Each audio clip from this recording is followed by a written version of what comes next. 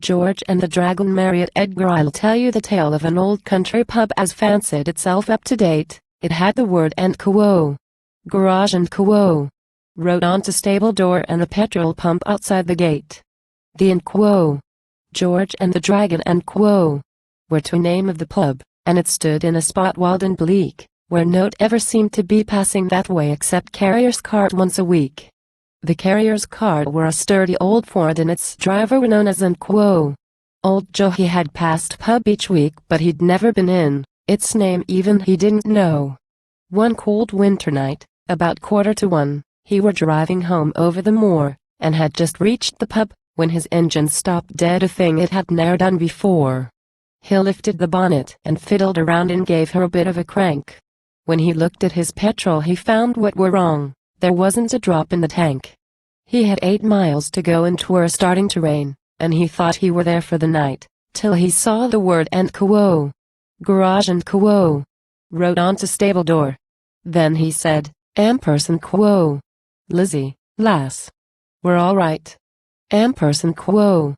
He went up to pub and he hammered at door till a voice up above said and quo, hello. Ampersand quo. It were to publican's wife. She said, ampersand quo. Now what's to do? Ampersand quo. Ampersand quo.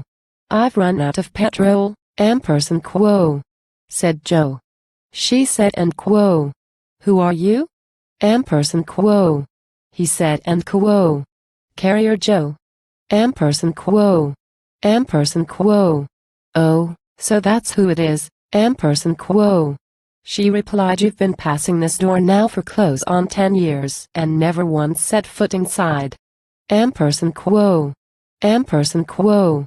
A nice time of night to come knocking folks up, she continued. Ampersand quo. Away with your truck, ampersand quo. You'd best get your petrol where you buy your beer. Ampersand quo. You only come here when you're stuck. Ampersand quo, said Joe. Ampersand quo. I'll go if you'll sell me some fuel, ampersand quo. I can't start my engine without. Ampersand quo. I'm willing to pay. Ampersand quo. But she told him to go where he'd get his fuel for note. Ampersand quo. Cum, lass. Ampersand quo, said Joe, conciliatory like, ampersand quo. Let bygones be bygones, and when I come round next time I'll look in. Ampersand quo, she said, ampersand quo. Oh, well, your petrol can wait until then. Ampersand quo. With these few remarks this old girl took in her head and slammed window to in his face. He took a look round and for the very first time he noticed the name of the place. He picked up some pebbles he found in the road and tossed them against window pane, and before very long lattice opened above and out came the old girl again. What d'ye want? Ampersand quo, she inquired.